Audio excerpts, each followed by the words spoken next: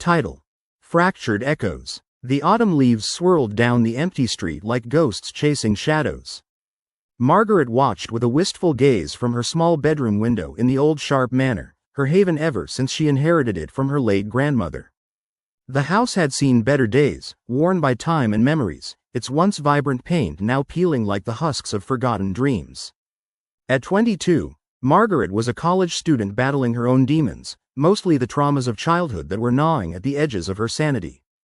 She often found solace in her studies of psychology, reading up on complexities like dementia and schizophrenia, conditions that distorted reality and splintered the mind. But lately, the fine line between reality and imagination began to blur for her in an unsettling way, almost as if the patience she studied crept into her own psyche. Every afternoon, she lounged in her grandmother's old armchair, surrounded by dusty tomes filled with the lives of the afflicted. There was something mesmerizing about the stories. It was as if she was peering through small cracks in the walls of a haunted mind, where each crack whispered chilling echoes of despair. As days passed, Margaret noticed variations in her own perception. The whispers grew louder, a cacophony emerging from the shadows. She would hear her name being called, soft, gentle, almost motherly, yet chilling beneath the surface. She'd rush outside, only to find nothing but the rustling leaves, and doubt nod at her. Perhaps she was just tired. It all culminated one late evening when the sun dipped behind the horizon, casting her room in twilight. She sat in her armchair, bathed in fading lamplight, when distinct laughter erupted from the hallway upstairs. It was childlike, innocent, yet it sent a shiver racing down her spine. "Thomas," she murmured, the name surfacing unbidden. Thomas was her imaginary friend from childhood, someone she crafted in the lonely hours of her young years. He had seemed so real then. Too real. The laughter echoed again, clearer now. It was unmistakably his, but Margaret hadn't thought of Thomas in years. Curiosity mingled with dread as she climbed the creaking staircase leading to the third floor, a place she had rarely ventured. The air grew colder with each step, wrapping itself around her like a shroud of icy fear. At the top, she found the door to her grandmother's attic ajar, revealing a shadowy abyss. Margaret hesitated for a moment, the laughter still beckoning her. "Thomas?" she called, her voice wavering. "Are you up there?" The laughter ceased abruptly. In its place, silence settled, ominous and foreboding. Compelled by an inexplicable force, she pushed the door open. The attic lay awash in a dim glow from a single bulb that swayed gently, swinging back and forth like a pendulum, casting erratic shadows on the walls. Old trunks filled with yellowed memories were strewn about as if scattered by a forgotten storm, remnants of a life once cherished. Then she saw him. At the far corner, a figure sat scribbling furiously in a leather-bound notebook, the pages fluttering like wings caught in a breeze.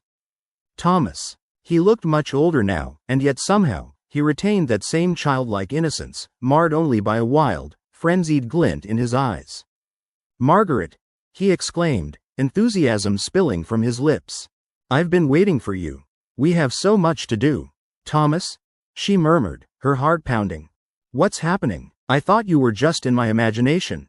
"Imagination? No, no." He laughed again, but this time the laugh held an eerie edge. "I've never left. I simply wait, always waiting. And you've been waiting too, haven't you? We can play again, just like before." "Play?" Panic surged within her. Memories of childhood games turned sour as she thought of the strange things she'd seen lately, the conversations she had with shadows that danced in the corners of her vision. I don't know if I want to."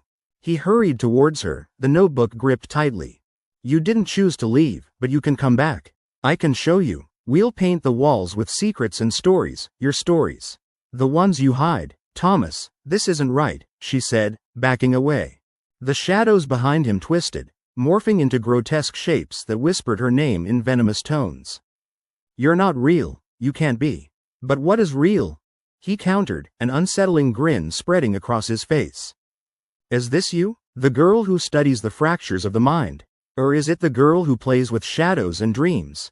As the dark converged around her, a panic surged, and she fled, down the stairs, into the chaos of the noises filling her head. The shadows chased her, echoing laughter mixing with cries of her own name, people she had lost swirling amidst them. She stumbled and collapsed into her armchair, gasping, desperate to drown out the symphony of voices that curled menacingly through her mind. "Please, I just want peace," she cried, enveloped in darkness. What remained of Margaret was a fractured echo, lost in a constant battle against the realities she feared. In her mind, Thomas became a relentless specter, a haunting reminder of a childhood that had betrayed her, gently guiding her deeper into the labyrinth of her own fractured psyche. And with each passing day, the lines of reality blurred further, becoming not just the study of psychological issues, but an inescapable descent into madness itself, a dance with shadows that never truly left. Outside, the leaves continued to fall, life forgotten within the folds of Sharp Manor, where laughter and whispers weaved their web in the darkness, ensnaring all who dared to play.